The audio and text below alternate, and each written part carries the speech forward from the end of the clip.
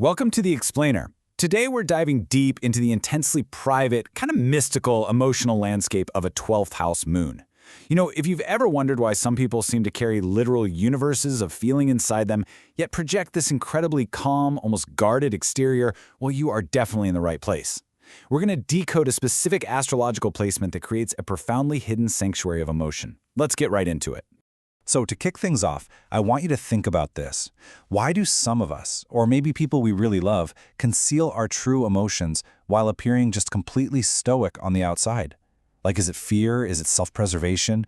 Or is it actually something structural about how we're wired? We're going to use the framework of the 12th house moon to really unpack this deeply relatable human tendency. All right, Section 1, the hidden emotional world. Let's define the 12th house moon. Let's break this down. Think of the moon as your inner child, right? It represents our raw feelings, our instincts, our base emotional needs, and those deep subconscious patterns. But then, on the other side, we have the 12th house. Now, this is the realm of the unseen. It governs solitude, hidden emotions, our dreams, and retreat. So when you drop the moon into the 12th house, you are essentially taking your most vulnerable feelings and placing them into a hidden, secluded fortress. It's like a cosmic vault where the absolute deepest parts of you are kept securely out of view. And because of this fortress, emotions aren't just felt. They are felt intensely, but expressed incredibly selectively. If you have this placement, your feelings are processed entirely in private. Honestly, you might be experiencing a profound internal crisis, but to your friends sitting across from you at a coffee shop, you just look like you're quietly enjoying your latte. The vast majority of your emotional journey happens completely behind the scenes. You process the grief, the joy, the anxiety, all of it, long before you ever choose to share even a fraction of it with anyone else. Moving right along to Section 2, the invisible weight. Let's look at the daily challenges of this intense sensitivity.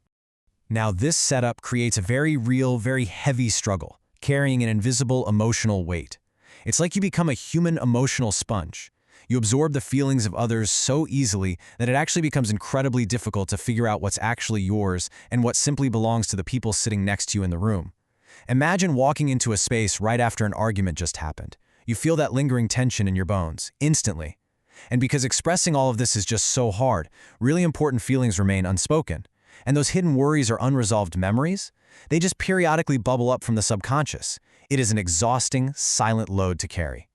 And this heavy internal load, it dictates how you move through the world.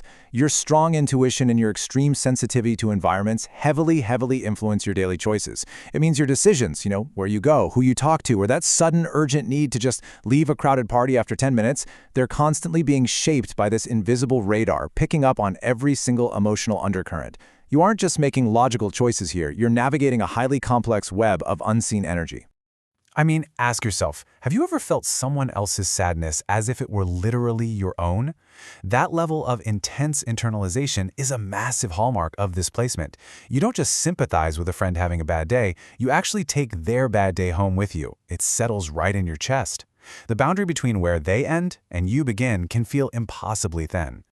Okay, on to Section 3, retreat and release, finding the sanctuary within. So, to actually survive this constant emotional absorption, there's a vital cycle of processing that absolutely has to take place. First, obviously, you absorb everything around you. But second, and this is the critical part, you must withdraw into solitude. And look, this isn't about being antisocial, it is emotional triage. Why? Because the third step, facilitating emotional healing and restoring inner balance, can only happen in quiet. Retreat is literally an absolute requirement for your well-being. It's the only way to wring out that sponge and hit reset on your nervous system. And when you do finally retreat, your focus shifts to the unseen aspects of life. Dreams, symbols, subconscious insights. These become your loudest, clearest guides. During major life transitions, you aren't just hiding away in your sanctuary, you're actively consulting your deepest, inner compass to find the way forward.